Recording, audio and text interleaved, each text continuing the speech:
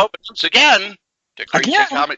Kray Z Comics and Stories. It's me, your charming and delightful old Uncle Rat Bastard. Is this our 10th take? No, this is the second. Okay, just checking. Hello and welcome once again. Wait, this is take 3. Have we started again? Hello and welcome once again to Kray Z Comics and Stories. It's me, your charming and delightful old Uncle Rat Bastard. And at the other end of the series of tubes and wires that we call the internets is Joe, Crazy Writer. How you doing today, Joe? I feel like Jim Lee, who just awoke from a 4-day nap to suddenly find out he's in charge of DC Comics. Oh, I saw that.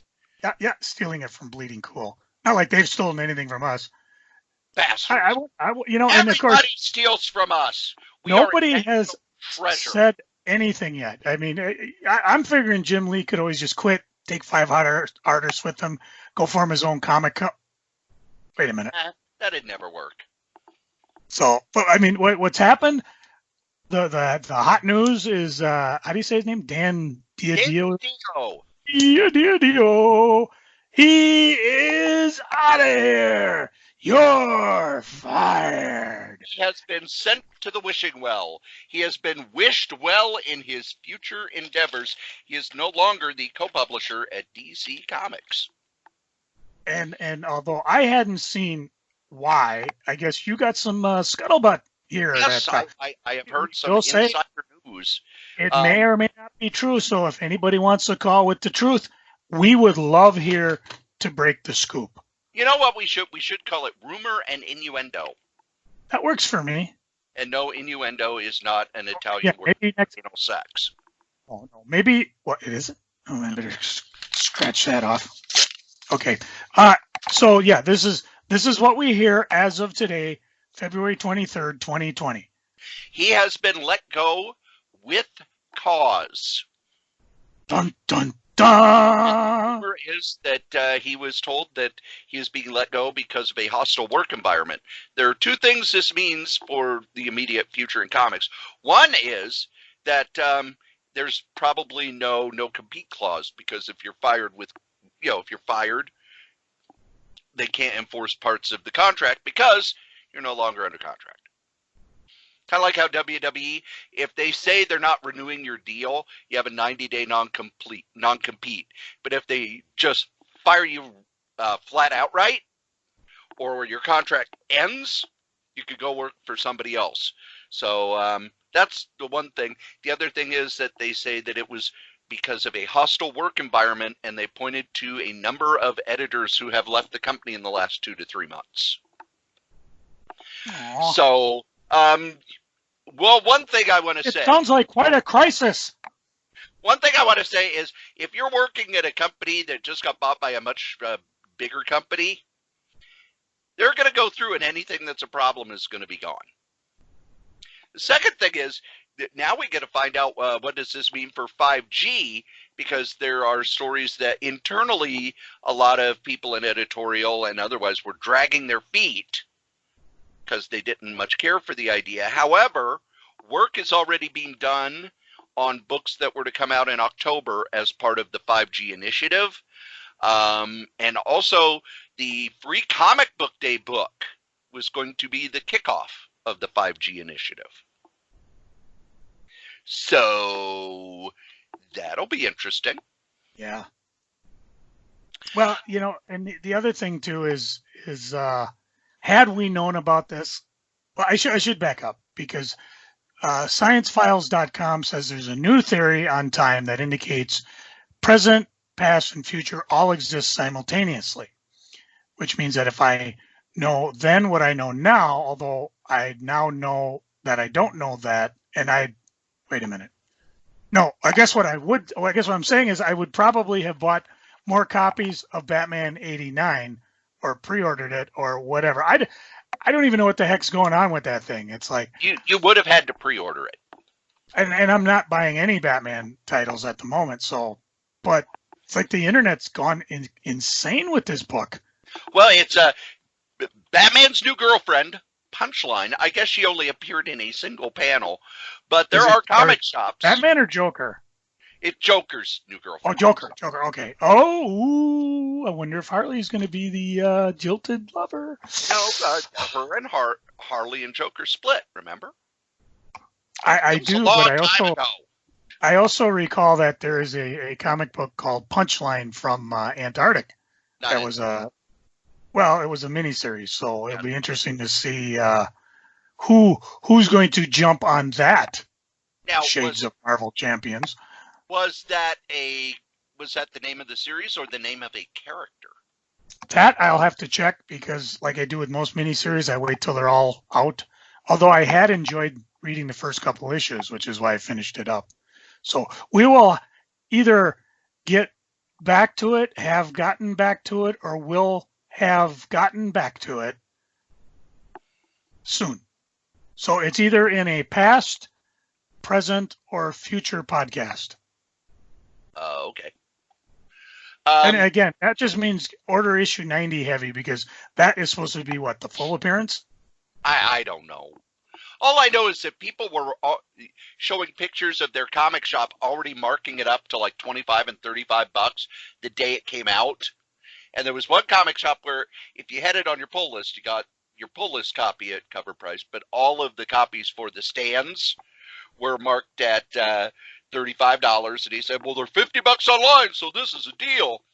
And it reminded me a lot when I worked at Schindler's. If a book was red hot when it came out, we didn't have a pull service at Schindler's. We just pull them all and price them up. I know. That's what I love being close to a Schindler's because they were a great source of new customers for me. And when people would complain about it, what we were told to say is, they're our books. We can price them whatever we want. So that probably got some of the local comic shops more business, but there were also people who didn't know there were any other comic shops, or they heard about it in the news, or they heard about it somewhere else. And we were, this was back when comics were $1.50. You're going to pay your $10. And these were the same people that didn't realize Schindler's was the largest seller of pornography in the state of Minnesota. But, that was neither here nor there. And it paid the rent, baby. Yep. Certainly went them $10 comic books. Those are few and far between. Porn paid the rent.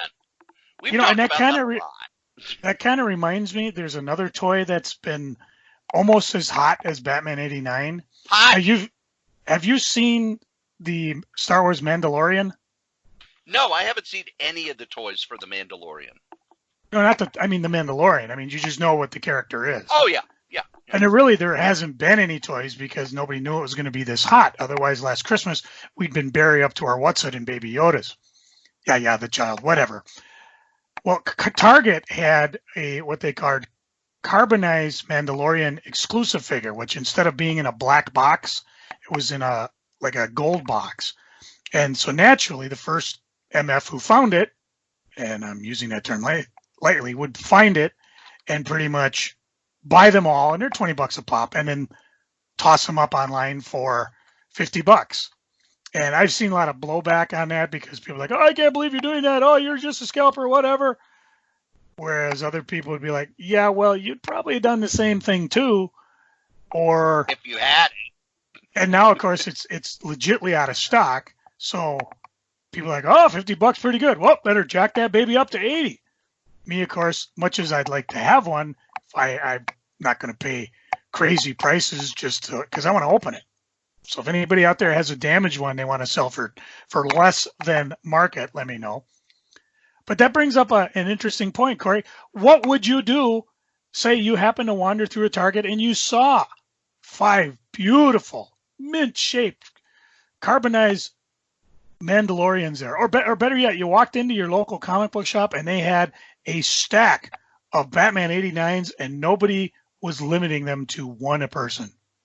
Well, for the Mandalorian thing, if it was before I talked to you, I would have ignored it. After I talked to you, probably would buy it. Yep. The Batman 89s reminds me of the Death in the Family. The issue where Robin actually died.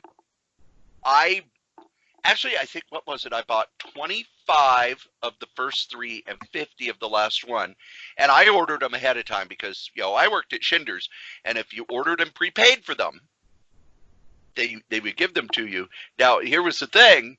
When the fourth issue came out, they were like, you can't have those. Well, here's my receipt. I paid for them.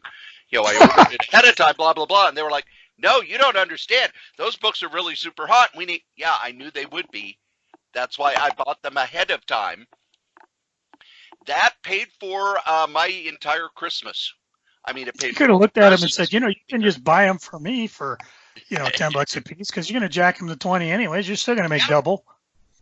So that was before the eBays. But now I'd probably put them up on the eBays. I rarely sell things on the eBays. So yeah, I've sold a couple of things on the eBays, but really, I do it so rarely, I really don't quite know what I'm doing.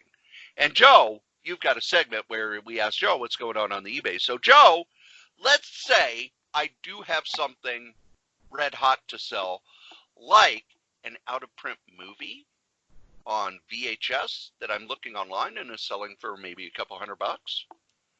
And I don't have a VHS player anymore, so I'm thinking I might just sell that darn thing. Joe, how would I sell my stuff on the eBays? Well, I am so glad you asked. By the way, hold on. It sounds like you're going to be going for a while, so. Oh yeah, get yourself a tasty beverage, sit down. But here's a rare opportunity, and Cory, I'm going to say this is your happy anniversary gift from me to you, because as we are recording this is our 10th anniversary of the start of this here podcast. Can you believe it, kids? We've been recording this thing for 10 years. 10 years? I didn't think we'd last 10 months. I didn't think we'd last 2 episodes, but here we are. February 23rd, 2010 was our first episode. And the best thing about it is you can go on our podcast page, and you can go all the way back and listen to any one of our podcasts. They're not behind a paywall. Nope, they're all for free, including the ultra rare and probably never to be redone Solo Joes, because what I'm doing now was going to be part of a Solo Joe episode, but we'll talk about it when we get to freaking and geeking. I just never have time to do it, but it's good information. So, okay, Cory's got himself. I actually have a Guinness Antwerpen Stout, because when we get to freaking, boy, do I need this. So you've got yourself some stuff you think's going to be good on the eBays. You got Batman 89, some carbonized Mandalorians, or like Cory said, some of the VHS tapes, especially of horror films or anything that's never been released as a DVD. Those can be quite pricey. So you go to that there eBay and you go, now what? Well, a lot of that's pretty easy, because eBay, you can register for free. Tank costs nothing.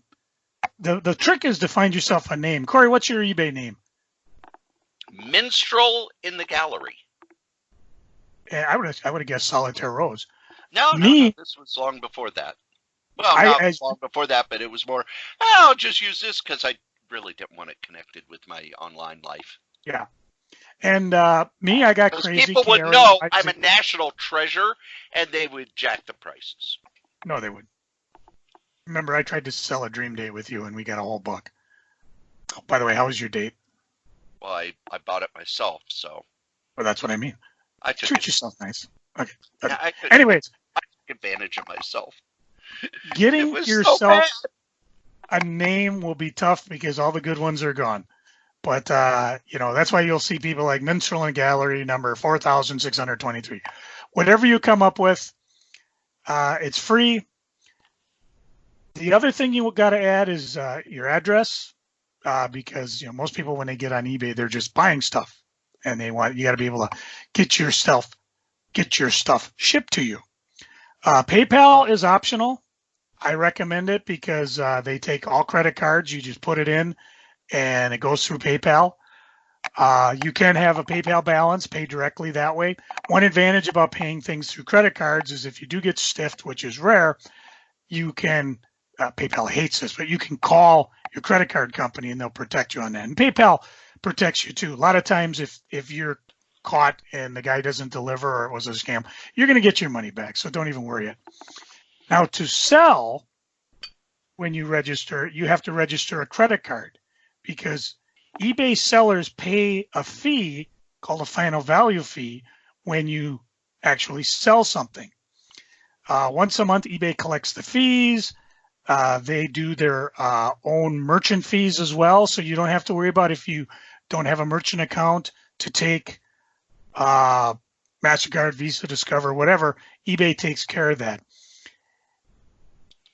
One thing to remember, though, is they will take a percentage of your sales. It generally runs between 20-25%, depending on how much it goes. So, again, these are things we'll get to as we get there because you got to factor that in. The other thing that you'll find is when you first start out, what's your feedback rating, Cory? Oh, I don't even know. I'd have to go look. Well, no, when you first start, what is it? Oh, 0. Yeah, and the thing is when you're at 0 feedback, there's a lot of things you can't sell. I think you got to get up to like maybe 10 or 20. The key is the higher the feedback rating, the better. I mean, and again, let's ask the Strode. I just want to make sure he hasn't passed out from all the Guinness. Hey, it's one Guinness, and I haven't even taken a sip yet because I'm waiting for the head to go down. Yeah, there is that. that. Somebody's going to edit that out and use it in a dirty sentence.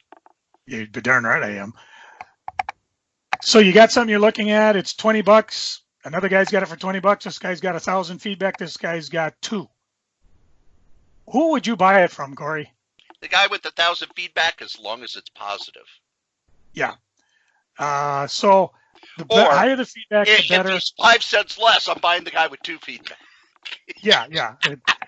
And again, it depends on the thing. I mean, for a lower price thing, I'm not too worried about. But when you start getting to some serious money, autograph comics or runs, you got a tendency. You want someone that has a feedback that you like. Only buyers may leave negative or neutral feedback. As a seller, I can't. eBay gets kind of nasty if like say you kind of screw me over and I go, for cork sucking maniac, he's okay. Yeah, you can report that and get it removed, and I could probably get fired. But the best thing to do is if you've never had an eBay account, get on eBay, buy a couple things. There's tons of stuff to buy on eBay, millions. I got an email the other day from my boss at work, and again, I talk about it more on Freaking, where they were doing Trivial Pursuit, and she sent me, how many things are currently on eBay? And I was like, okay, oddly enough, I was working eBay, but I mean, they've got over 1 million things going at once, so you're bound to find something that you'd like. So get that feedback rating up, get yourself registered, get your PayPal set up, and okay, we're gonna start selling. A word about negative feedback. You're gonna get it. It sucks. You'd like to be prestigious, but there's a lot of things you can do, and we're going to talk about it. Just think about how you want to get things sent to you. A lot of times, like Rotten Tomato, Yelp reviews, it looks bad, but does it really matter? I've got over 4,000 plus email or feedbacks, and I've got maybe a handful with only one registering because they do disappear over time.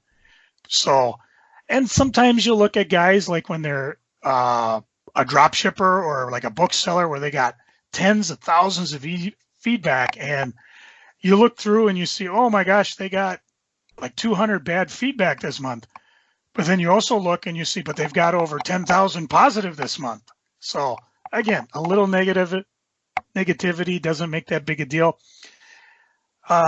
So just to summarize before we get moving, get some feedback, get it up to 10 or 20 before trying to sell. eBay might actually stop you from selling. I don't know what they change their things all the time, but last time I heard you couldn't sell before you got to 10 positive feedbacks. You couldn't sell anything over $100 until you got 50. Go see what it is. It might be there now, it might be there later, who knows? Because I want to get to the selling. That's the fun part. So really, I thought the fun part was looking for things that people had mislabeled so that it's cheaper than it used to be. Oh, that's way down in advanced eBaying. Oh, okay. And Yeah, matter of fact, there's a whole articles online on how to do that. And we'll get to that in a little bit as well. But really, before you even get on the eBays, you're going to need some basic equipment. And some of it you probably have because you're already listening to this here podcast. I'm assuming you have a computer. It's not a total assumption because you might be, one of these people who are sitting at the library listening to this. Good for you. But you definitely need a computer. Or listening to it on their phone. Yeah, there's lots of different ways. Computer, you'll need a printer because you're going to have to print printer labels. I advise getting a digital camera. Pick up a tripod. You could probably pick one up at a thrift store somewhere. I also recommend getting a scanner. More advanced things, you could get yourself a portable studio, one of those things where it sets up the white walls. You could get like stands, lights, things like that. Most of the stuff you can get, ironically, on the eBays, or you check Craigslist or whatever. The portable studio I use, I actually found for $20 on eBay, even though when I looked in the catalog, they were pricing them out about $100 or so. So the whole key is when you have to take a picture of the item you're going to sell, whether it's a 3D thing like, say, a Optimus Prime, or no, let's go with the Thanos copter because it's like right within. You have yourself your rare Thanos copter sealed. Yep, you want to make sure people can see that not only is the package mint, but it's sealed. Even if you opened it, you just want people to see it. For comic books and graphic novels, which I'm going to concentrate mostly on, a scanner works perfect because they're flat medium. It's easier to look at. You can scan the cover. For old comics, I recommend scanning the back of the cover. If you've got signed one, like my copy of Fantasy Masterpieces #1 is signed by Stan Lee, but he signed it in the inside cover. So if I were to sell this, and no, I'm not going to, I would have to take a picture of that as well. If you have any major flaws in the book, I just found one the other day where I'm going through it, and it's actually a variant cover, one of the Virgin variant covers, but it's miscut. So it's not quite square, but you can't really tell by looking at it. So I kind of highlighted it so you could see, the reason I'm selling this $20 graphic novel or $20 variant cover for whatever is because it's got a flaw in it. Still reads okay. The cover looks great. I said graphic novels because graphic novels too, I like to do the front and I like to do the back because a lot of times if I were to, Carnal Confessions, this is a one I picked up off of Kickstarter, and it's got a beautiful front cover, but it doesn't really say anything about what it is. Well, fortunately, most of the time back covers have an awesome summary of what the book's about, especially when you start doing things like omnibuses or even like Tiger Complete Collection that I have here. It gives you the full run of it. Plus, it also shows if you have, if it's dinged or new or whatever. So yeah, scanners are great. Books, graphic novels, photos, postcards, things like that. If you start doing things like CGC books, unless you have an expensive 3D scanner, you won't get that because what it'll do is it'll scan and the comic itself will be fuzzy. Or it gets real tough when you start doing autographed ones. Because what I find a lot of times is I'll take a picture, again, using the digital camera, take a picture of the CGC comic, take a picture of the bar up top, and then take a picture of the autograph itself. If you're doing collections or runs, it's nice to show all the comics if you can. The other thing you want to work on is your editing skills. I have people like they take a picture of something and it's in the middle of a picture with a lot of background material around it. eBay frowns on that. No, don't because do that. Again, as Cory mentioned earlier, people like using their phone. That's really tough on their mobile app. You want to edit your skills. Unfortunately, you don't even need to know any editing skills because when I'm using my computer, as I'm just drawing up a picture here. So I catch a picture and it pops up in whatever the screenshot is that comes with Windows. Up top, edit and create. And then it gives me the tools where I can just slide over, get all that extra paraphernalia out and hug it up tight, save, and boom. I just edited my picture. So you got to edit your stuff to make it look good, just so I can see what it's looking at. With scanners, usually they'll auto crop for you, so it's pretty good. But sometimes I might want to zoom in on a certain thing, especially, again, a signature gets lost in the cover. zoom in, just show the signature itself. If you have a signature with a COA, it's a good thing to take a picture of that as well. You know, eBay allows you to put up to 12 pictures. The more, the better. They always recommend statistically, if you do more than 3 pictures, your book has a better chance of selling. I find that's okay when you're doing, again, 3D items like toys or statues, or you got a box of Slim Jims. But if you're just doing a comic book, just the cover itself, that's really all you need. Grading, this is a whole nother podcast. But people, if you've never graded a comic, go get yourself an Overstreet price guide and read the front about grading. It's a perfect example of what is the difference between a mint and a near mint. 99% of all comics in existence are near mint. Near mint is 9.0. So when you start seeing 9.6, 9.9, they're better than near mint. But when you're looking at them by your eye, it's very subjective. I find I'm a very hardcore grader. I have sent out books to people and they're like, oh my gosh, I cannot believe you told me this was a very fine, I think it's mint. And I'm like, that's fine. I'm a hardcore grader. One of my favorite stories, and this is kind of a miniature Tales from the Shop, which we haven't done for a while. And I might have said this one before, but I was getting a Superboy comic from real early run. It might have been like a 5 or something, you know, Golden Age stuff. And the guy came in and I was getting it for Brian, and I looked at it and it's like, yeah, it was a very beautiful comic, but the chunk of the upper comic was out. Like somebody took a bite out of it, but it wasn't loose. It was still attached via the spine. And Brian was paying near mint price for this. And I was like, I can't really buy this. This is not near mint. I mean, it's damn nice. And so I sent him on his way. Brian didn't care. He's like, no, I'm paying the guy the price. So he called the guy back, told him to come in, and I paid the price. But that's just a case of a guy wanting a book, not really caring about condition. Had he sent this thing into CGC, it would not have gotten anything near a 6.0 or other because of the chunk out of it. Again, that's another question. CGC, comic grading, what's that last C stand for? You know what I'm talking about, the slabbing the books. Or not. I am prone to say not, just because my experience has been half the time I send these books in, they don't come back with the grade I think it is. And again, their grading is subjective. They even say people have gotten a book back, cracked this open, sent it in again, and got a different grade than the first time. So again, grading is all subjective. It's up to you. But really, you're not going to get anywhere, and you're going to get negative feedback if you slap a poor copy and call it near mint. That's what I call the antique store syndrome, where all these guys have their comics priced near mint a guide, and you're looking at this like it's slightly better than used toilet paper. Even that giant sized man thing with a gob wouldn't go for near mint price. So I'll get to how to price things a little bit later, but seriously, grading is a big thing on that. With toys, and I want to bring up the CGC. If you're buying a book for investment purposes, you want to go with CGC. For one simple reason. It's a number that everybody who looks at it will agree on. And it's a company everybody agrees with. Yes. I mean, I know there's other services out there, but, you know, CGC has been doing this years. They did it with baseball cards and coins and all sorts of things. So they're kind of the gold standard if you want.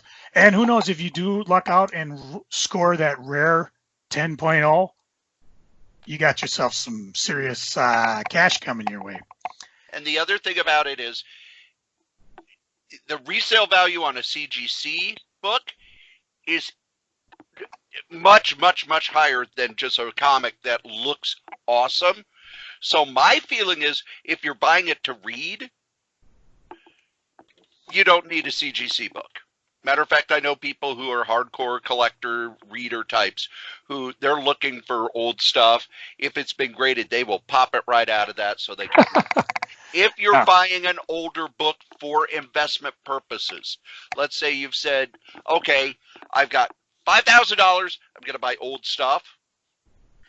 I'm going to buy some EC. I'm going to buy some Atlas. Get it CGC'd and sealed. because as Joe said, grading is subjective. So you may have someone who says, well, this is a weird fantasy number 12 that's in very fine. And you get it and it's in fine. On high dollar books, that's a huge difference in price. And even though it's subjective, you know, on a high dollar book, that could be $300, $400, $500 difference. And at some point, we may tell the story again of the thing that Pat Gruber is still mad about 30 years later. Yeah. It's a sad story because he bought it from a comic buyer, a comic retailer who's passed away, and it was Amazing Fantasy 15. He bought it. I forget what he said he bought it for. It was a chunk of change because this was back in the 80s. Yeah. And he sat on it, and he finally decided to get it graded and sell it. He's thinking, oh yeah, this thing probably could go for 30 grand. But it came back that it was restored. And I believe I sold it for him on the eBays for like $4 to $5 grand because he just wanted to get rid of it. And a restored book is worth much, much less. Yeah. And it's hard because you just don't want to find that happen when it comes back. I've had books that I remember buying from this guy that I had since sold. X-Men 1, Cerebus 1, things like that. But yeah, so CGC, if you're investing, I wouldn't buy the regular run-of-the-mill books and grade them because I have I believe it's a 9.6 or 9.8, one of those lenticular covers that Marvel did last year, but they're so common, they're not worth anything. Before you get any farther, you're going to have to set your policies. By policies, I mean you're going to have to decide, do you take returns or not? I recommend you do, because out of all the thousands of things that I've done, I rarely get returns. Where to ship to? I recommend you stick with the United States until you get comfortable with shipping, because overseas shipping can be tricky. It's prohibitive. If are you drugging yourself? What are you doing over there, my friend? I'm taking care of some drugs. Oh, okay. I was just thinking I got a few opioids we could toss in there. Psst, can't sell those on eBay. So, no, it's let me see here. It's calcium with magnesium and zinc. Ooh, zinc, come back. So you got to set a return policy. eBay will recommend you do 60 days. eBay will recommend you do money back. eBay will recommend that you pay for return shipping. This is all up to you. eBay is going to tempt you with a bestseller program that I come and I drop and go in almost constantly. There's certain advantage you get. They'll boost your listing. You get a neat little thing that says you're a top seller. You get bronze selling things. If you actually make it to the program, they give you 10% back on your listing fees. It's all up to you. You know, some guys don't want to do any returns. I recommend you take a few. Again, I don't take a hell of a lot of returns. And the few times I've had to give money back, it's usually because, I don't have really problems with shipping in terms of damaged goods, but we'll get to that later when we get up to mailing stuff. Yeah. So you got to set your policies. Taxes will be collected by eBay. You don't have a choice. Fortunately, you don't have to deal with the burden of that either. So some states have told eBay, hey, collect taxes for us. You will be collecting taxes in your home state. You're supposed to report your sales, although if eBay's collecting it and doing it, I don't think it's a problem. Taxes are a whole different thing. I don't even know if I'm going to get to it to this part on the podcast, because I want to get to the next thing. You got a couple different offers now. So, okay. Any questions, Cory? I mean, you've got your stack of Batman 89s, your carbonized Mandalorians, your horror VHS out of print tapes. You've taken pictures, either scan them or whatever. Again, for a VHS tape, what I would do, scan the front of the box, the back of the box, the tape itself, and then maybe a 3D picture of them side by side, just to know you're legit. You've set your policy. I am too legit to quit. You are. Oh no! Don't put your own picture in there, Cory. We want to sell stuff. Too legit to quit. Hey. Now the question is, do you want to do auctions or buy it now. I love auctions so much, and when I go to eBay, I rarely see them. Why Yeah, is that? eBay used to be eBay. all Oh yeah, auctions. eBay. A long time ago. Now I've been on eBay since 1998, 1 year after it started. eBay used to be the king. You would go to eBay, and that's where you would buy stuff. If you had a book that was worth $100, you'd probably get $200. If you had something that was nothing, you were going to get something for it. Somewhere along the line, the mass public decided that Amazon was the way to go. They want to buy it. They want to buy it now. It's kind of funny because Amazon tried to get into the auction market and eBay kicked their living butts. Then Amazon started to take off. And now everybody wants to emulate Amazon. It's including eBay. They've done things behind the scenes where they kind of pushed away from the discourage the auction, but they've also done certain things to encourage more buy it now. I mentioned about the final value fee. Listing on eBay is free. You don't pay unless it sells, which is kind of neat because you can put things on eBay like I do with my eBay store, and it sits until somebody sells it, or I take it off, or I go and change it. Auctions, if you got something that's going to be fun, let it rip. I mean, I still look at auctions occasionally. I hear people being sniped occasionally, but for the most part, society has decided that they want it now. So buy it now sometimes just seems to be the better way to do it. If you aren't sure or you don't care, case in point, when I talked about putting on my old partner Pat's run of dynamites, I mean, I figured out what the price was, but I'm like, is this really a legit price? So I'll put what I call a best offer on it. Best offer allows you to come to me and say, hey, you got this thing for $100. Would you take 80? And a lot of times I will, especially because you have no idea what I paid for it. Sometimes I won't. Depends on if I had my morning Mountain Dew or not. You can also put that if you don't want to be lowballed, I won't accept anything under $30. So that way you don't have to get upset about that. Free shipping is something I recommend doing it. Why? Because that's very, very common on the Amazons. And as you heard me talk about pricing things, I just included in the price. We're going to talk about pricing a little later, so I'm not going to go with that. But a lot of times when you look at stuff on eBay, you search for keywords. For example, if you're looking for Vampirella Red Sonja number 4 black and white inset of variant cover from 2019 near mint from Dynamite. Vampirella Red Sonja 4 black and white. That's all you need to put. Then you can change the search where you can, okay, Cory likes auctions. He can have, okay, show me the auctions. And he can further define, show me the ones that are ending now. Or maybe he doesn't care. Maybe he wants to start out low and I don't care if it takes 5 days. I'm just going to bid $5 and go with it. Or maybe he sees it, hey, it's going for $6.99. I'm going to bid $8 because that's what I'm willing to bid for it. When you put shipping in it doesn't matter what you do with shipping. If you post it, okay, it's worth $5 and $5 shipping, or you say, hey, it's $10.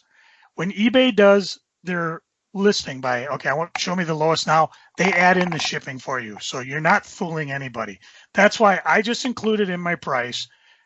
And if you go to look for Vampirella Red Sonja number 4 black and white incentive variant cover from 2019, mine's going to be the cheapest one there because, yeah, it says $10.99 and the other guy's got it $6, but he's charging $6 shipping. So that's just the way I work. They also have a program called Global Shipping. Again, wait on that. Global Shipping, I guess eBay takes care of it for you. I don't understand it. I do it myself. Usually I have it, if you're going to buy something, it's going to go Global Express or with the priority, which is expensive. It's like $45 for a single comic book. Not a lot of people do it. But I also tell people I can ship things to most countries for first class shipping, which is anywhere from $15 to $25, which is a little more palatable. But because I can't guarantee what that shipping price was, and I've had it in the way past where I'd like selling a $10 comic, I put down $6 international shipping and they charged me 15. I just gave away a comic book. So that's why until you get your feet wet, I would not do global shipping. It's lucrative because not a lot of people do it, but it is something you got to get used to do that. There's other features you put on your listings. Bold. Do you want to pay an extra? That's like $4. You can enlarge it, it's free in collectible categories, but it's not in the toy category. They charge an extra $1. You've seen this where you go to look at a picture and suddenly mouse over to zoom, and then you can zoom in and see all the details, which again, why is a good picture and a good scan will get you real far in this game. Again, it's free in collectibles, which is where you're going to put most of your comics. Toys, you got to pay $1 for. You decide if it's worth it or not. I generally don't think it is. Every once in a while when I'm looking for something, I'll see things at the top that say sponsored. Oh, yeah. That is annoying because what it is eBay allows certain people who pay for the privilege to jump in front of you. So again, be cautious because when you're going to search something, you're going to see the first 2 cheapest ones out there available. And they may not even be the Vampirilla Red Sonja #4 black and white incentive cover from 2019 you want. It may be a guy spam the keyword Vampirilla Red Sonja #6 volume 4. Well, that 4 registers and goes up there. He's only selling his for $1. And so that's why you got to keep looking. So you get those first couple ones, and then you get the sponsored ones. These are guys who pay a large amount of money to be an eBay sponsor, and they get their ads all over the place. That's why you'll suddenly see, oh, okay, let's see, $1, $2, $20. What's the one I want? Well, I better buy it. Now, see, had you not jumped at the first one you saw and scrolled down, you would have run into mine at $10.99. The sponsors pay to get their things popped forward. I'm not a sponsor. I don't have the volume to do it. But it's just one of those things to keep aware of. You also will see it occasionally when something bumps up and you'll see, here are ones like it, and which is annoying because then they're showing other people ads on my page that I'm selling stuff. Well, guess what? It's eBay's site. They can do what they can to raise their own money. They even have scroller bands now on top for things that are not necessarily eBay. But, you know, we should be used to that for almost every other website we visit, except ours. The other thing to keep an eye on is your email. Make sure you got the right email. If you set up a Gmail account for this, that's fine, because eBay will send you emails every so often. 2 of the ones that I love are, there are eyes on your item, which says these are things, Cory, you've watched an item on eBay? Yeah, I rarely do that though, because if I'm watching an item, it's more, okay, I don't know if I want this yet or not. Or if it's something I want, I'm going to buy it, because having been a comic book fan forever, having gone to conventions and shops, Joe, what is the #1 rule of when you see something you want? Buy it, because it ain't going to be there when you got back. That's right.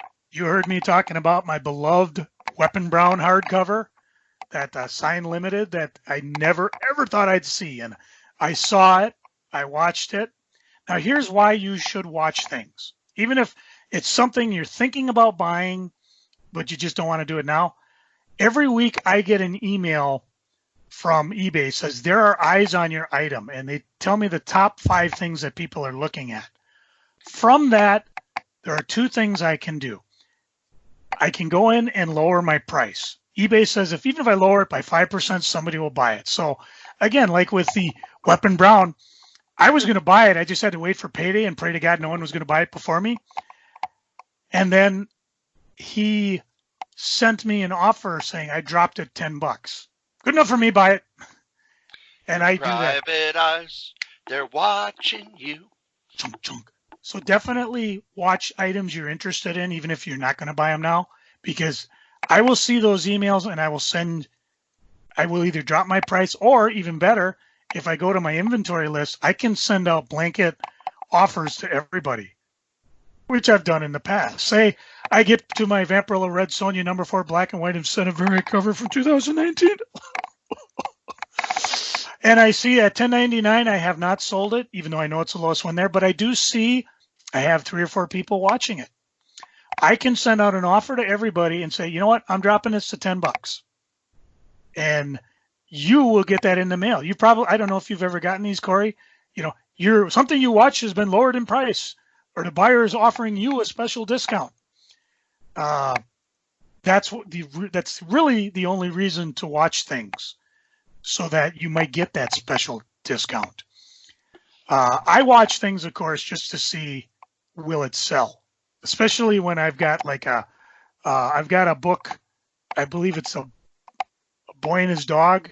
NBM did a leather encased special edition signed by Harlan Ellison and Roger Corbin.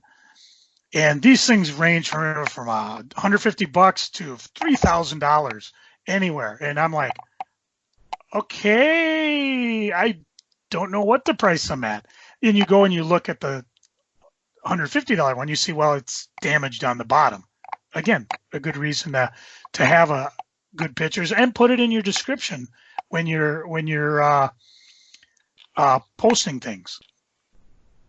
I'm going to talk about descriptions in a little bit. Actually, you know what? I'll talk about them now, because when you go into selling something, and again, this is pretty advanced, because if you are ready to sell something, you're going to get to the eBay screen, and I'm just going to go right down it. Again, this is kind of a go along if you've ever done it, but the first thing you put is the title. And you want to put as much description in the title as possible. For example, the Vampirella Red Sonja number 4 black and white incentive cover, variant cover, 2019 near mint dynamite, blah, blah, blah. That's a lot. Keywords, Vampirella, Red Sonja, number 4. Now I have to describe, it's a variant cover. Always put variant, because people look at that all the time. It's a black and white incentive, can be popular, variant cover. If you can fit the artists in there, that's big too, because people look for Linsner, people look for Amanda Connor. I put the condition in, near mint. If it's multiple volumes, especially in case of Red Sonja Vampirella, I would put the year. That's all right in the title. Sometimes I'll even put the publisher if I can fit it, because these are all what they call keywords. These will help people like Cory when he decides he needs a Vampirella Red Sonja number 4 black and white incentive cover, variant cover fix. You can't get too spammy. So example, I couldn't put Red Sonja, not Conan. Oh, eBay doesn't like that. And I don't like it either, and somebody may report you. So fit as much as you can. You got quite a bit. Underneath it, you'll get that little, do you want to pay $4 for bold? No. I used to do that back when people would just scroll through things, because it would make your listing stand out. But now people don't do it that way. People look specifically via search. So think of any search word you could think of to describe your comic. If I had one that didn't have a logo, Virgin. If I had the cosplay, photo. I wouldn't even put the model actress name that's doing Vampirella Red Sonja. But if it's the cosplay Virgin, do it that way. If you got one that's signed. You got a COA, whatever. You know what I'm talking about. You know what you're looking for, and the more descriptive you can get, the better your results will be. Then you get to category. Cory, where do you think would be a good place to put Vampirella Red Sonja number 4 black and white incentive variant cover? Comic books. Well, no, that's one, because it's collectibles, comic books. Then you get a whole scroll down menu. And if you've never done this, I don't even know if you can, but you start at the beginning, collectibles. Then under collectibles, there's hundreds of casinos, clocks, comics, credit cards, blah, blah, blah, comics. From there, magazines, manga, modern age, newspapers. I always put it under the modern age. From there, describe it. Cartoon characters, horror and sci-fi, independent small press, jungle, whatever. This one in question, I put under horror and sci-fi. When you get to superhero, then it breaks down into character, Green Arrow, Batman, Ultraverse, whatever. Lady Death has her own category. If you're not sure, use that search feature on eBay, look at other listings, see where everybody tends to list it. You want it kind of in your same area, because there will be people that will go all the way into horror and sci-fi and hit Vampirella. I don't know why I just put it in, but so picking a category can be important, but you don't want it in automotive. You don't do that. No, As you he's no drop good. down, No. no, he's no good. As you get down, you get to a little box that says condition description. There you would put, I just put a short thing, NW, NWO, near mint, NWO. going into the Hall of Fame this year. If you got anything else, near mint copy, very fine near mint, signed, autographed, whatever, put it in there. Under there, that's where you put up your 11 to 12 pictures.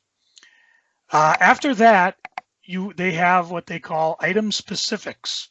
These are things that aid in searching. The only real required one is you have to put the publisher. But you can put down main characters. You can put the series, Vampirella Red Dawn. You can put the issue number, publication date, certification number. This is if you CGC'd it. And you put the grade there. What year was it published? I always put that under publication date. Is it signed? Is it modified? Then you get to item description.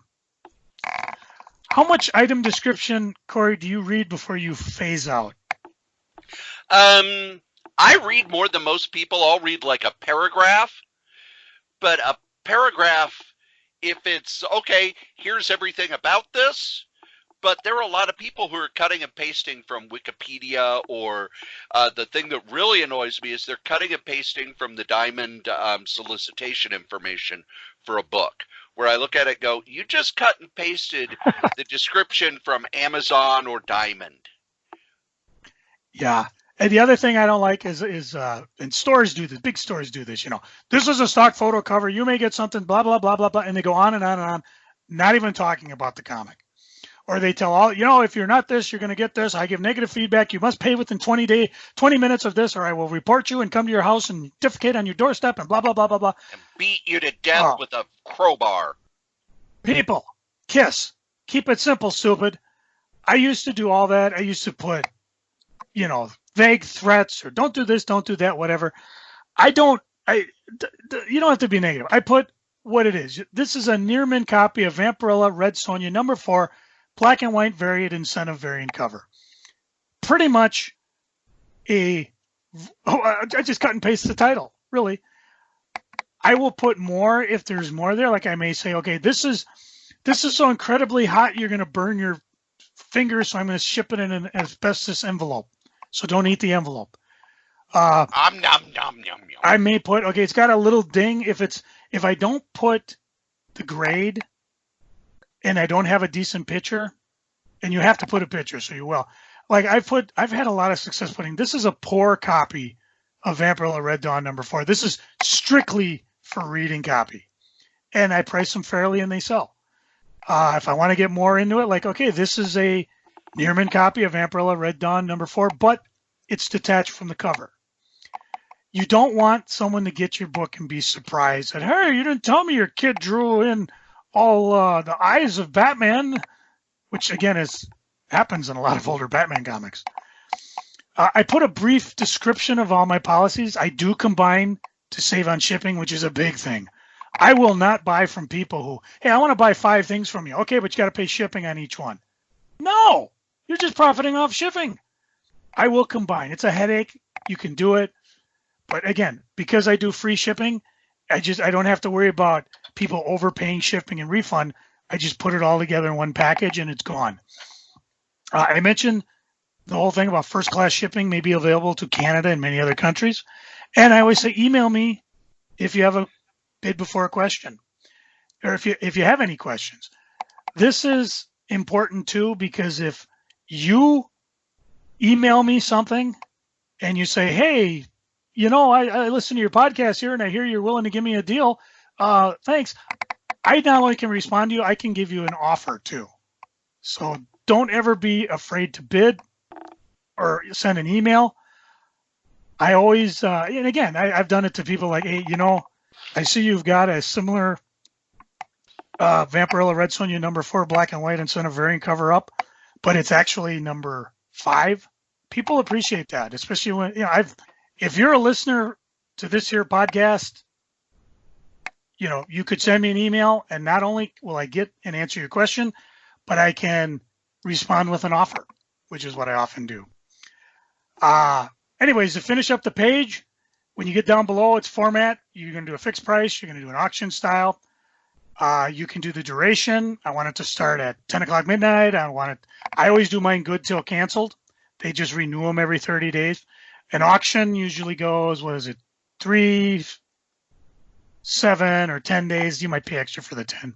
The price, you get a little check mark for best offers. Quantity, if you got more than one. There's other things about sales tax, your business policies, things like that. And hit the button, list the item, poof, and away you go. The other thing before you do that, look at your fees, because everything I've done now, there's no fees. If you suddenly see you have a fee, that means you might have checked something or clicked something you didn't mean to. So, and that's all you do. Now, what to do after you sell it? Well, you know what? I'm going to save that for maybe next week's what we're doing on the eBay thing. How's that for a teaser? And you know what else you can do while you're waiting?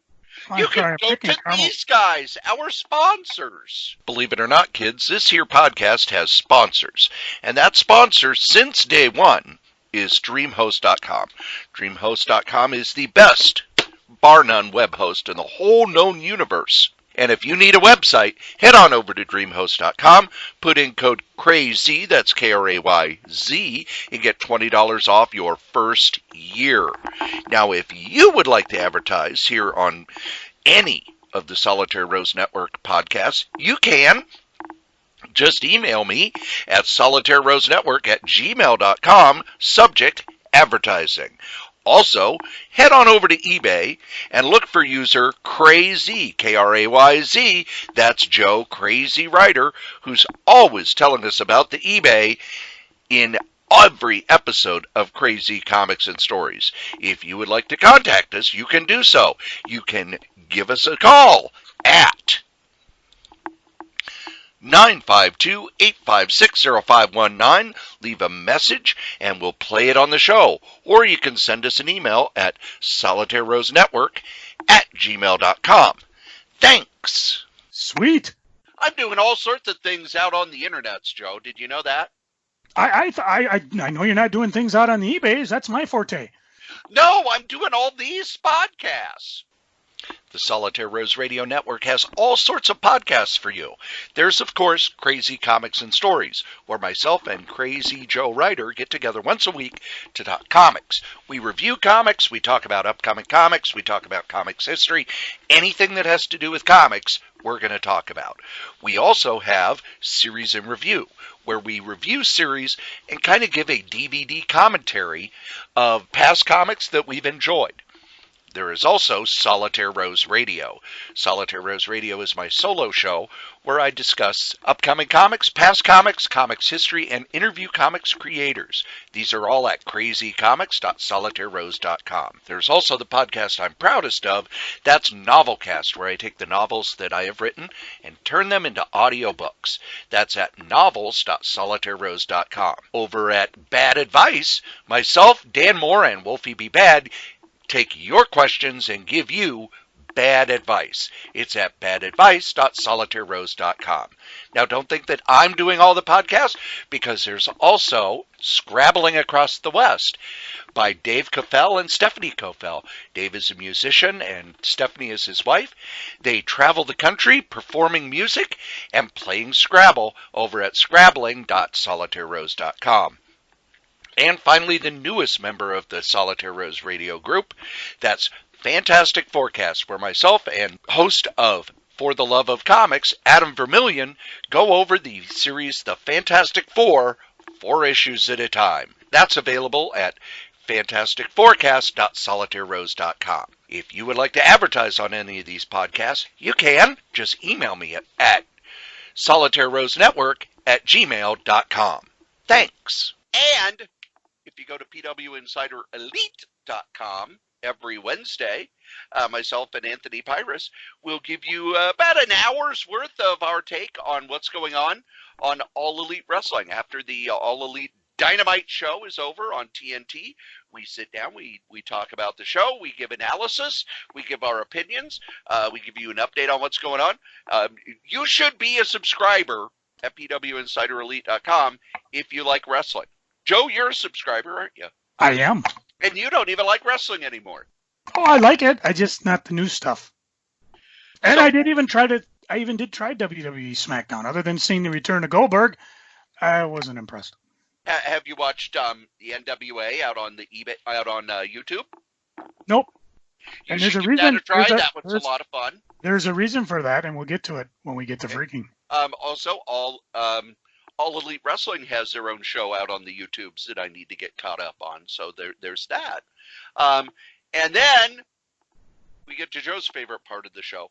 No, not where I finish my Guinness Antwerpen Stout. Hold on. Oh, I'm drinking cranberry juice. No, it's Joe. Haven't we talked enough about the eBays? I think we have, and really, I've been putting tons of stuff up on the eBays because I got tons of stuff, and a lot of Best Buy. I don't want them on my case. A lot of best offers are being sent my way. So again, the offer is always good for you friends of this here podcast. 10 years, a national treasure. Send me a note of something you're interested in. Either make an offer, or if I don't actually have the best offer thing on there, just send me an email, like I said earlier. KRAYZ, that's me, since, I was going to say 63, but actually 1998. Come get some. And now we get to my favorite part of the show. No, not where I open another Guinness. No, it's time to switch to bourbon. No, it's Joe. Freaking and geeking time. What you freaking on? I think I've freaked a little about this at work. They basically are treating us like kindergartners. They banned personal electronics, which has always been kind of a rule. In the beginning, it was because they didn't want, you're holding your cell phone, and then somebody gets to where they're going and says, my cell phone has been ripped out of my suitcase, which never happens because people carry their cell phones with them. But whatever. It annoys me because I like to put on my my Bluetooth and listen to music, but now I can't do that. I have to stand around and listen to the loud, whirring, metallic grinding of the belt system, and just let my tinnitus get worse. And when things aren't coming my way, I just have to stare at the screen, and I can't. That's why I can't look at what you said, the NWA wrestling, or look at the shows or listen to this here podcast, because I can't do that, even though I may just be sitting there staring at absolute nothing. I can't leave either because I have to do the bags when they get there. It's one of those things like, would you really feel safe if you walked into an airport and you suddenly discovered TSA's not at the checkpoint, but because I showed up, they suddenly showed up and they'll do their job and then disappear again. No, we have jobs where we have to stay in position. It's just management is really dumb about let's put it this way. I've been at TSA for 18 years. I was on the road for 5 years. I owned my own fucking business for 10 years. I wouldn't have dreamed of telling my employees, okay, when it's slow and there's no one in the shop, just stand there. Don't read. Don't listen to music. Don't do anything. Oh, and don't fall asleep. Stay right behind the cash register and just stay there. And the fact that our management thinks they can do that and it's an okay policy, and I've talked to a few of the higher ups about it, and they give me just the dumbest blah blah blah blah blah blah. I'm not. I know it's not.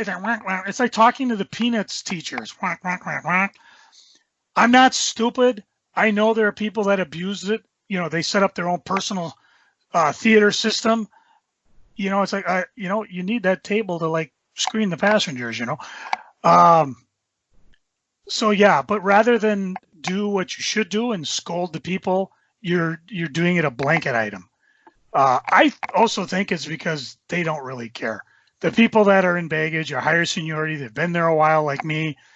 They don't care. It's bad management. That's the bottom line. And I know people, oh, you shouldn't say that. Well, guess what? If they want to come at me, bring it on. Come get some. There ain't nothing I ain't said online or I ain't said in this podcast that I won't say to their face. The bottom line is the guys and gals that are doing the job are still doing the job to the best of their ability and then some. Management seems to be doing their best to just destroy morale, and it's really sad. I mentioned online, I actually got CBS Access, canceled it. I'll tell you why when we get to geeking, though. Okay. Cory, what are you freaking on? I am not at all happy with the people online who are giddy and celebrating and happy that Dan DiDio was let go. There are people who have blamed him for everything except their dog dying. Yeah, I'll sit back and listen, but I'm right behind you on this one. But one thing I want to say, if you're a comic creator, if you're a comic professional, and you're saying, oh, wow, so happy he's gone, I sure hope that you have a guaranteed contract somewhere, because no one is going to hire you. Because if you are out giddy that a supervisor or a management has been fired, all that tells other management is, yeah, that guy's kind of a trouble, kind of a problem. Might not be worth it. Might not be worth the hassle and the problem and the other thing. And the second thing is that, why are you celebrating somebody else's misfortune? What does that get you? It gets you nothing. It's kind of that, it's not Ding Dong the Witch is Dead, because most of the stuff that he did, it went through tons of, okay, this editor approved it, and then the editor-in-chief approved it, and then these people approved it, and he said it's okay. Or he went and he said, you know what, I think we need to try this. Let's gather creative people and put it together. Jim Shooter, there were people who celebrated when he was gone. And most of them were out of comics pretty soon, because comics are an incredibly small community. And if you make yourself known as a troublemaker, guess what? They're not going to work with you. Al Milgrom was one of these guys. He was a workhorse at Marvel. He worked at Marvel forever. He was an inker. He was a penciler. He was an editor. He edited one of the best books Marvel ever put out. Joe, what was the book he edited that we all love? I'm sorry, I wasn't listening. Deathmate? He's gonna puke! He's gonna puke. No, Marvel Fanfare. Oh, yeah. Yeah, I'm trying to get a complete run of that. But when Bob Harris was let go, he inked in the background of a comic, ha, Bob Harris is fired. I never liked that man, blah, blah, blah, blah, blah. They had to pulp them all. They had to pulp that entire run because it's libel. And he had to work for free to pay off the price of the pulping. And you have not seen Al Milgrom do any comics at Marvel in a long, long time. I'm going to read you something here, Joe. Oh, I like to be read to. Studio executives are intelligent, brutally overworked men and women who share one thing in common with baseball managers. They wake up every morning of the world with the knowledge that sooner or later they're going to get fired. It is the same for comics management, because comics are a big business now. If you are the editor-in-chief of Marvel, you know that at some point your run will end. If you are the big, if you're the guy who writes all the comics, like Chuck Dixon or Bill Mantlo or even Brian Michael Bendis. Bendis was very clear about the fact that, you know what, I know that eventually my time will end. So I'm writing all the stuff I can now, because I may not be able to later. If you work in an entertainment company and you are in charge of that company, unless you own it outright 100%, sooner or later you will be let go.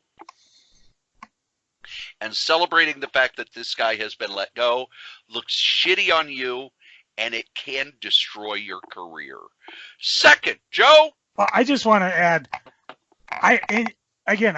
I wrote somewhere that, you're only as good as your last success. I mean, he's done a lot of good. There's a lot of things I'm looking at that are sitting on my shelf. I've read that he spearheaded. And I mean, I was genuinely excited to see 5G. I'm less so now. Again, the things you talked about at the beginning of the podcast sheds a little more light on it. But yeah, I ain't celebrating he's gone. Although I would suspect he's, on a beach somewhere sipping pina coladas through a straw. Or he's probably already put together his next deal. Yeah. The second thing, Joe, how often do I drink now? I'm not privy to that. Pretty damn rarely. But you do look a little dehydrated. I would suggest maybe back off the alcohol and drink a little more like bubbly tonic, some bubbly, maybe some water even. Chest is flooding. They gotta have plenty of water. You mean I need to break out the bubbly? Yeah. Get a little bit of the bubbly. But no, this is the first beer I've had in quite a few months, actually, because yesterday, by the way, this is a hanging at the home. Woohoo!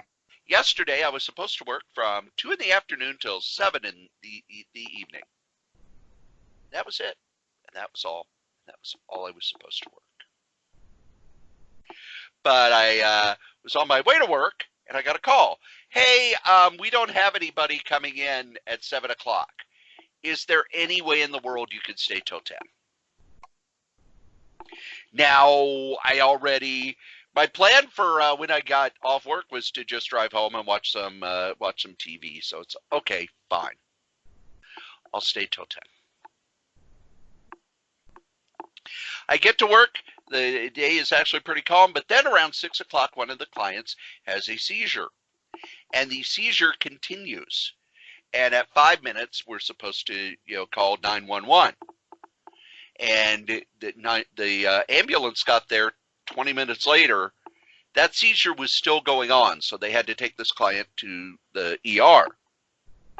So when a client goes to the hospital, one of us has to go with.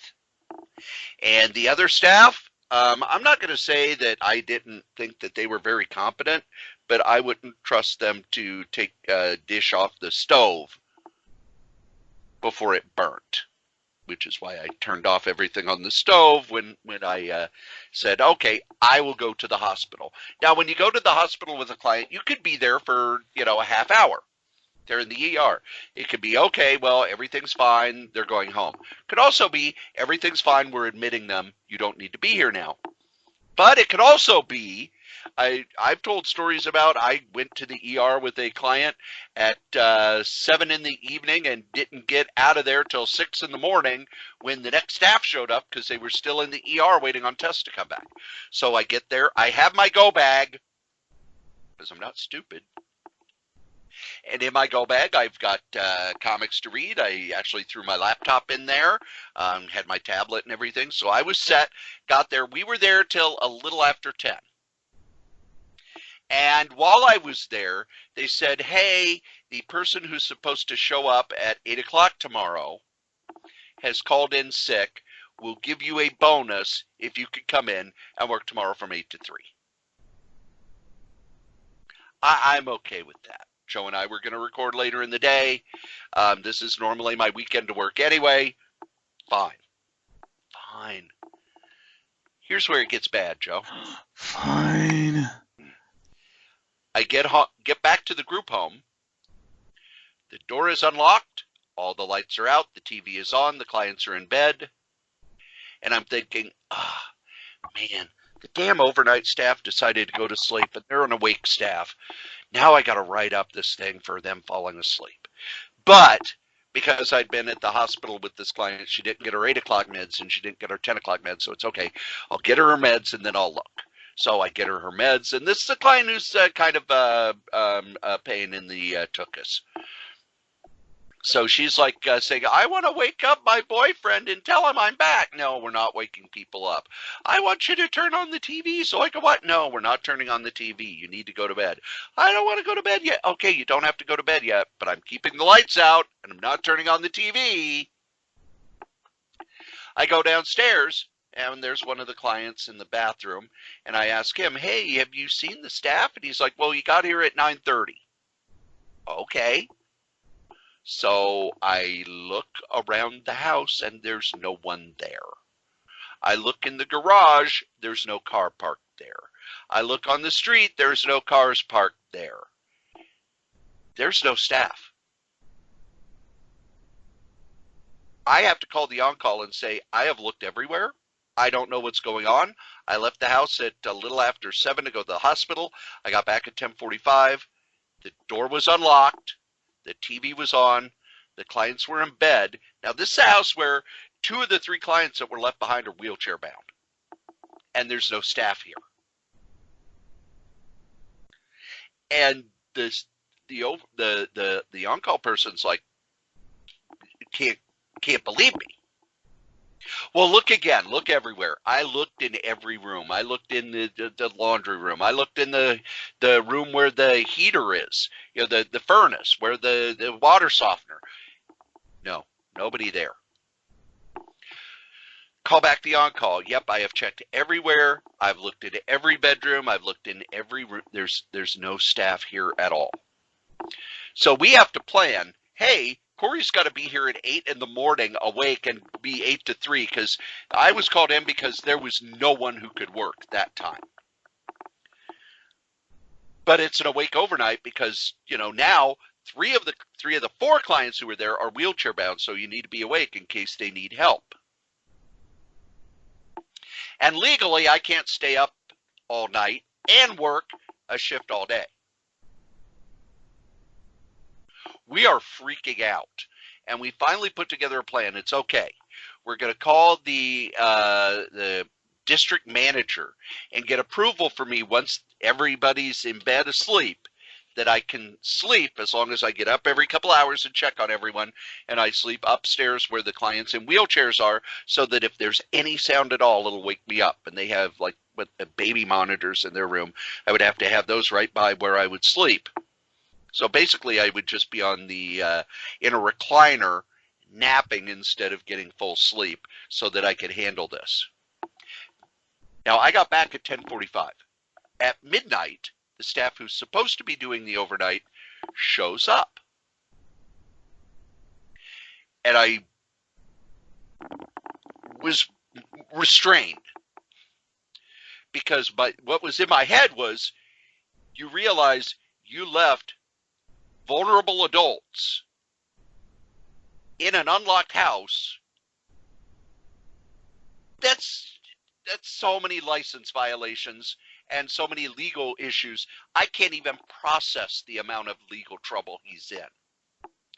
What he told me was, well, I went to the store. I've only been gone a little bit. And I said, dude, I got here at 10:45. It's midnight. You've been gone at least an hour and 15 minutes.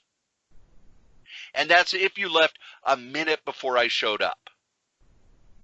What if this client fell out of bed and he has, et cetera, et cetera?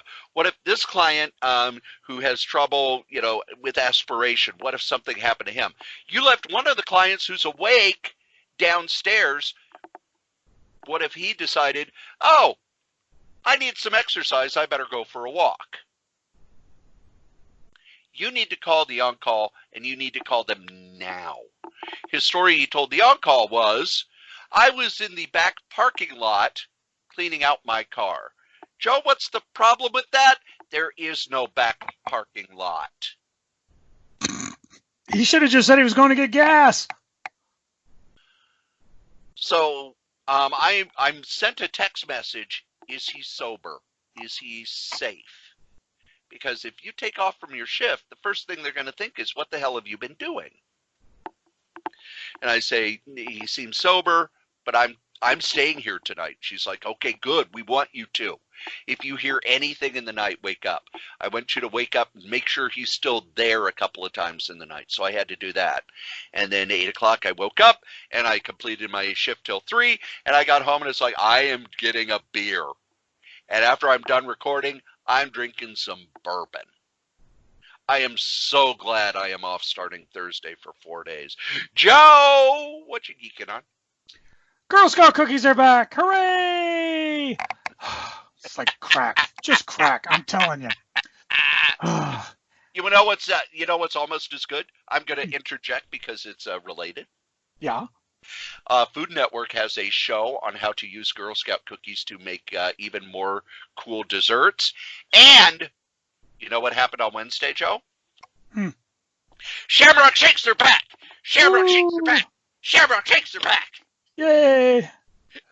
So much for keeping my diabetes under control this month. Well, I don't get to watch a lot, but I did watch with my wife a program called The Gift, The Journey of Johnny Cash, which is on the YouTubes, which is kind of interesting. They have a number of documentaries that are YouTube originals. Yes, not only can you download episodes of this here podcast on the YouTubes, if that wasn't enough, you can go and check out their original stuff. And my wife and I, of course, were Johnny Cash fans. We saw was it Walking the Line, the movie. Well, this is kind of fun because it was not only taken from tapes that Johnny recorded later on in life, where he was brutally honest about his life, but then they superimpose images and pictures and photographs. So you're actually seeing what it is we've either seen fictionalized or heard about, such as his whole run and his concert at Folsom Prison, just how his career had been in somewhat of a ignored slide, or just amazing stuff. And I love stuff like that. I love autobiographies, biographies, things like that. So it's free. It's not like CBS Access where you have to pay for it. Now, I mentioned earlier that I had CBS Access, and I was like, okay, I'm going to Star Trek, and Wings. I haven't watched this program since the 1990s.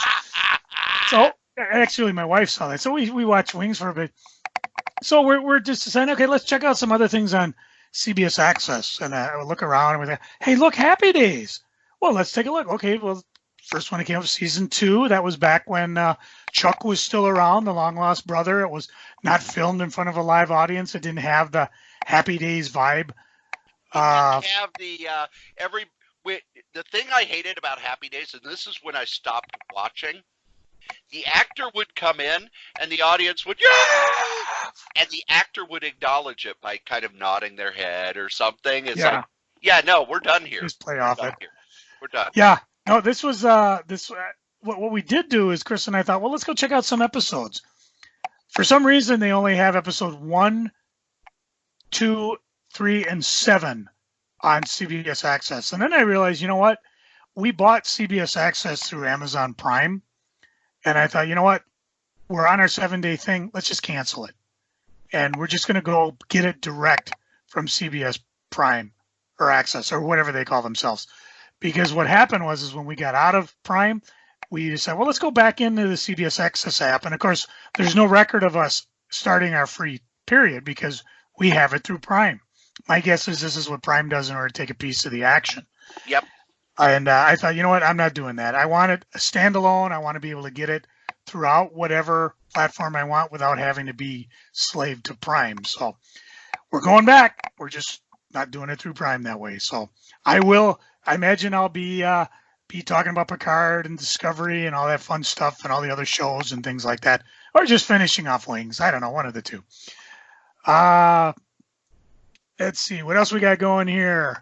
Oh, Cory, you getting Wolverine #1 when it gets relaunched or revisited? Why, yes, I will.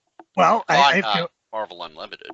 Oh, okay. I was gonna say if you get the physical copy, I'll bring it to you to the MCBF's SpringCon 2020 because Ben Percy, the writer, is going to be one of their guests. Of course, this is at the Minnesota State Fairgrounds at the Grandstand, May 16th and 17th, 2020.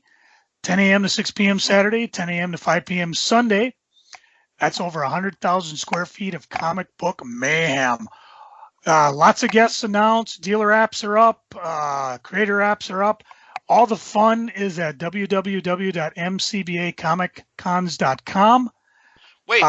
Didn't they change their name? Why would they be at MCBA Comic Cons? You're right. Let me take a look here. I've got the collectible version of their card. Let me call up their websites. Because I think they changed the name in order to cut me out of all the massive royalties I've been getting. Yeah. Well, actually, maybe the legality there.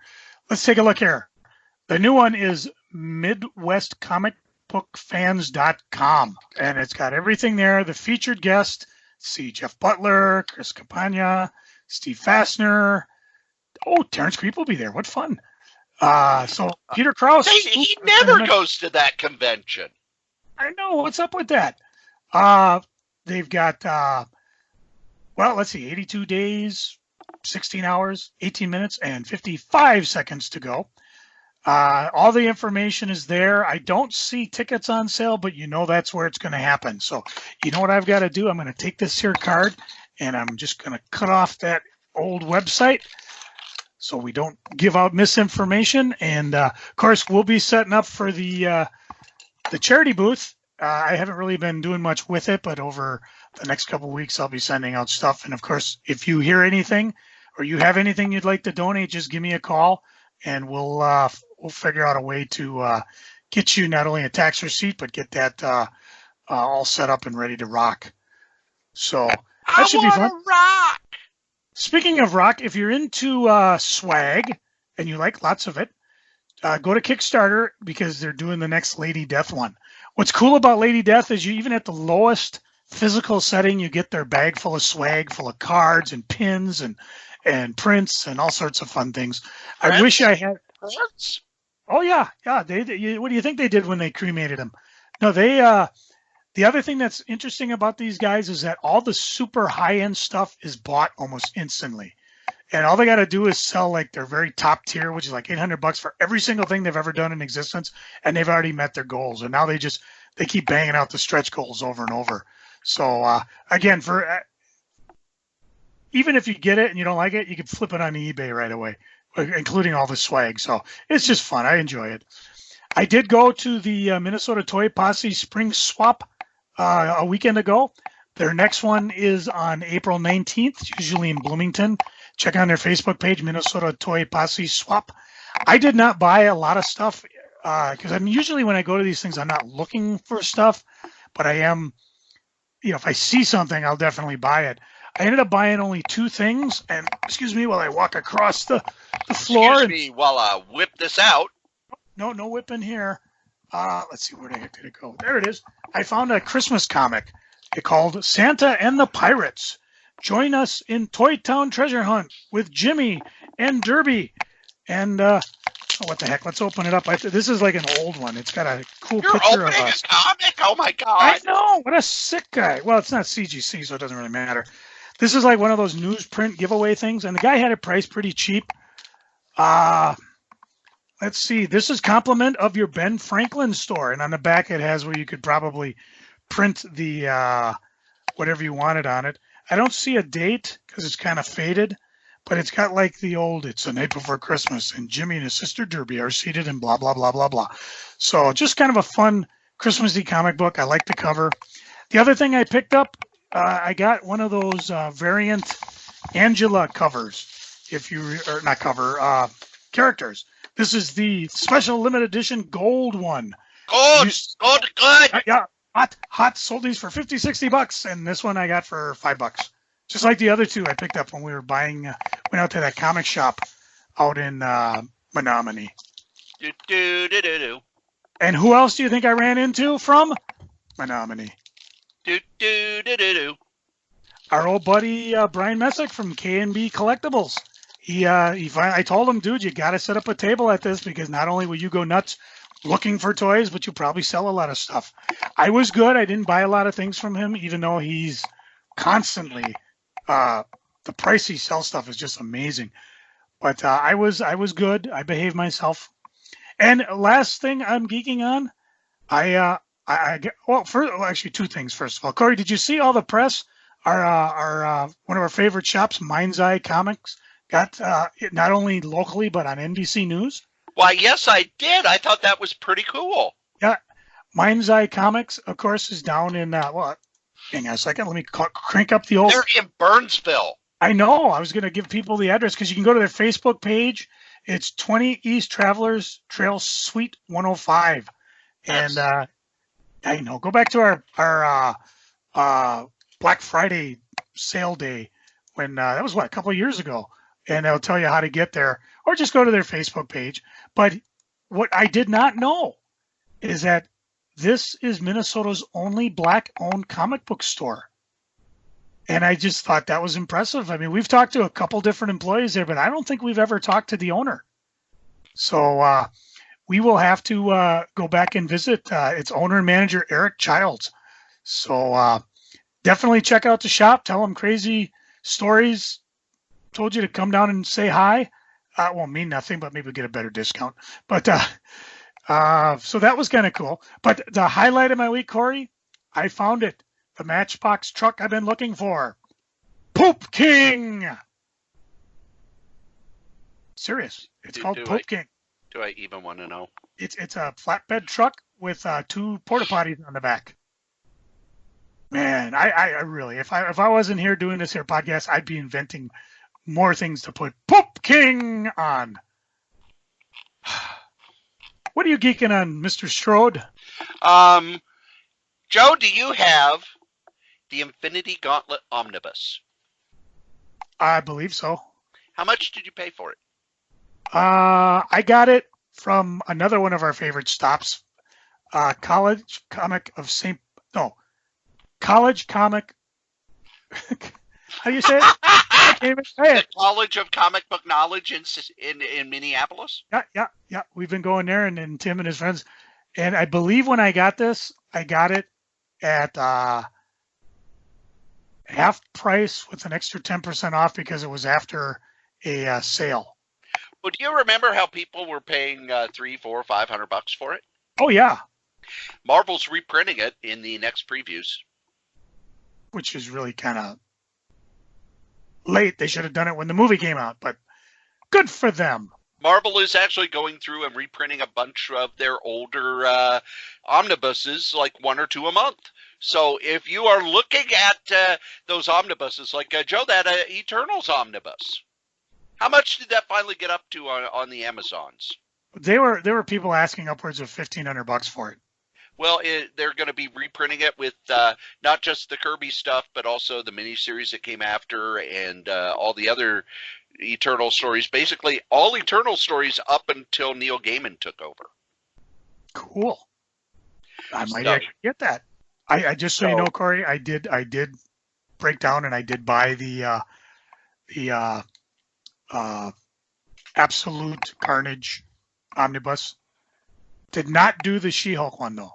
I probably wish I did, but that was a Dan Slott one. Yes. But yeah, that's what's going on there.